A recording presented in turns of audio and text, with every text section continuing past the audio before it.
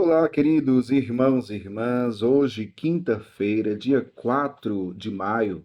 O evangelho que vamos meditar hoje se encontra em João, capítulo 13, versículos 16 ao 20, que diz assim: Depois de lavar os pés dos discípulos, Jesus lhes disse: em verdade vos digo, o servo não está acima do seu senhor, e o mensageiro não é maior que aquele que o enviou. Se sabeis isto e o puserdes em prática, sereis felizes. Eu não falo de vós todos, eu conheço aqueles que escolhi. Mas é preciso que se realize o que está na Escritura. Aquele que come o meu pão levantou contra mim o calcanhar. Desde agora vos digo isto antes de acontecer, a fim de que, quando acontecer, creiais que eu sou. Em verdade vos digo: quem recebe aquele que eu enviar, me recebe a mim. E quem me recebe, recebe aquele que me enviou. Palavra da salvação. Glória a vós, Senhor. Queridos irmãos e irmãs, nós estamos no capítulo 13 do Evangelho de João. O contexto é o da última ceia, né? Diz aqui o Evangelho, começa dizendo, depois de lavar os pés. Sim, portanto, estamos ali na última ceia. Jesus havia lavado os pés dos discípulos. Jesus disse para eles: em verdade vos digo, o servo não está acima do seu senhor, e o mensageiro não é maior que aquele que o enviou. Isso aqui, meu povo, é um ensinamento profundo. Parece uma coisa simples, mas não é. Porque se a gente vai entender a fundo esse texto, a gente vai relembrar, por exemplo, o pecado original. Como assim, padre? Qual era o pecado original? Aquele que está lá no livro do Gênesis. Quando Eva, seduzida pela serpente, caiu na tentação do pecado de ser como Deus. É o pecado original, querer ser como Deus. Veja, Deus que em Jesus Cristo se fez homem, habitou entre nós, que se tornou servo obediente e obediente até a morte e morte de cruz. E o homem, criatura de Deus, que se torna um, um pecador miserável, aquele que ofende a Deus, que na sua condição de necessidade de salvação e de misericórdia, de perdão, de salvação, quer ser como Deus. Por isso Jesus está dizendo aqui, né? O servo não está acima do seu senhor. Quem são os servos? Somos nós. Nós somos os servos. A gente precisa compreender isso, meu povo. Ser cristão é ser servo. A nossa missão na igreja é para ser servo. A nossa missão é servir. A nossa evangelização é um serviço. Em outras palavras, é um dar a vida. Ou ainda, é ser como Jesus. É ser como Jesus. Compreende isso? Jesus está dizendo: olha, em outras palavras, vocês devem ser como eu. Vocês não estão acima de mim. Eu, tem outro texto em que Jesus diz: olha, vocês me chamam de Senhor, e verdadeiramente eu sou. Mas eu, que vocês chamam de Senhor, e que sou verdadeiramente Senhor, eu vos lavei os pés, eu vos servi. Dei-vos um exemplo de Jesus, né? Então, repito aqui as palavras de Jesus, né? O servo não está acima do seu senhor e o mensageiro não é maior que aquele que o enviou. Quantas e quantas vezes, meu povo, nós fazemos do nosso serviço um domínio, nos colocando, ao invés de servos, nós nos colocamos como senhores. Sou eu que mando, sou eu que ordeno, sou eu que dou as ordens aqui, cuidado.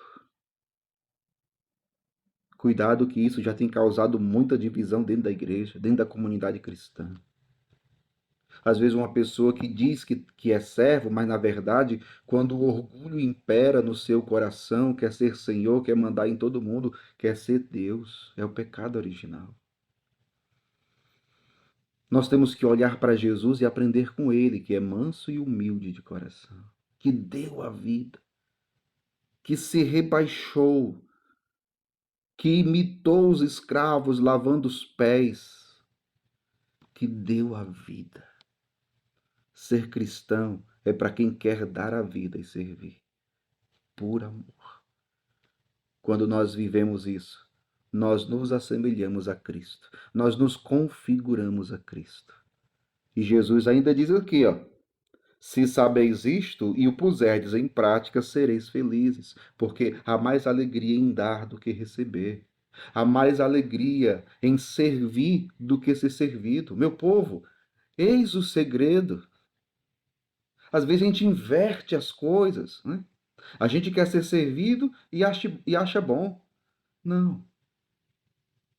A alegria, a felicidade é maior quando a gente serve, quando a gente ama, quando a gente sai de si mesmo, quando a gente dá a vida pelo outro.